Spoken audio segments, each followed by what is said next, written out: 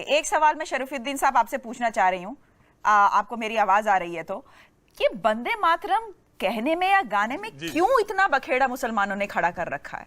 कई मुसलमान तो हैं जिनको कोई प्रॉब्लम नहीं है, लेकिन आप कुछ लोग हैं जिनको प्रॉब्लम है, जिसकी वजह से बार बार ये मुद्दा जो है हाईजैक कर लेता है संसद में जो हो रहा है या टीवी स्टूडियोज में जो हो रहा है। क्या इतनी बड़ी परेशानी है भाई?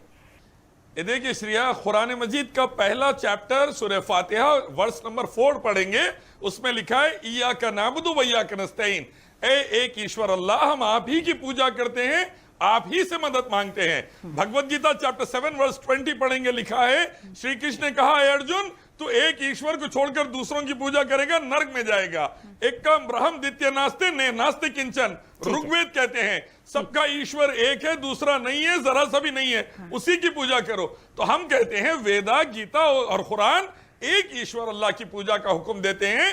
पैदा हुई सो चीजों की पूजा करें तो नरक में जाएंगे, इसीलिए हम पैदा हुई सो चीज की पूजा नहीं कर सकते। ठीक है, देश से मोहब्बत है, देश की इज्जत है, देश के लिए जरूरत पड़ी तो जान लगा दिए हम, हमारे बाप भी खून बहाए, हमारे दादा भी खून बहाए देश के लिए, हम भी जरूरत पड़ी तो लगा डालेंगे, लेकिन देश की पूजा नहीं कर सकते।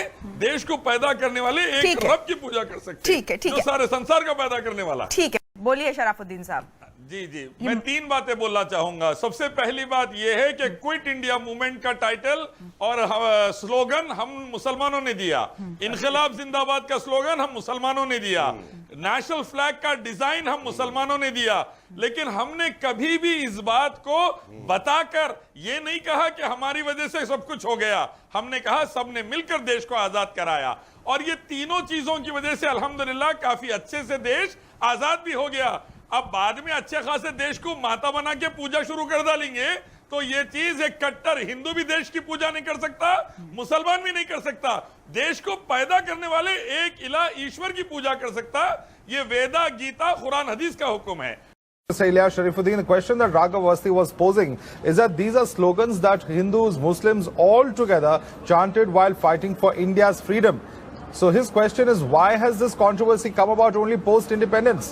देखिए, मैं एक बात कहना चाहूंगा कि आजादी से पहले, आजादी के बाद खून पसीना हमारे बड़ों ने इस मुल्क को लगाया है और इंशाल्लाह लगाते रहेंगे मुल्क की भलाई के लिए।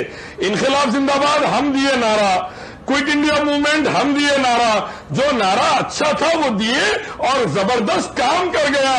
अच्छे खासे देश को माता बना के उसकी पूजा शुरू करके लोगों को नरक के रास्ते पे जो लेके जा रहे हैं, ये वेदास गीता कुरान हदीस के खिलाफ है और मजहब से टकराता है।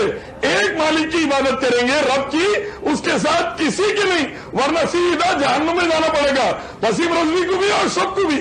ये श्री कृष्ण कहते हैं, ये मोहम्मद सल्लल्लाहु अलैहि वसल्लम कहते हैं हमें। मिस्टर शरीफुद्दीन, एक बार वंदे मातरम बोल दीजिए यहाँ पर, दिखाइए हमें ग्रंथ आता है और वो लंडा नूर पाया कुदरत के सब बंदे। पहले आप गुरु ग्रंथ साहब के मुताबिक जापू जी पढ़ के एक ओंकारा की पूजा शुरू करिए। आप मंदिर बनाने वालों का साथ देके अपना धर्म बर्बाद कर रहे हैं। आप धर्म बर्बाद मत कर लीजिए अपना। आप एक ईश्वर मैं माफी चाहता हूँ, आप देखिए आगे इस बात पे। अब देखिए he is not prepared to utter Vande Mataram, that's why he is not Sharifuddin. I'm sure who was kept के name है शरीफुद्दीन। आप कब मानते हैं कि उस अल्लाह ने एक मुंह से सब आए हैं? आप कहते नहीं जो हमने बनाया वो ठीक है, बाकी सब गलत है।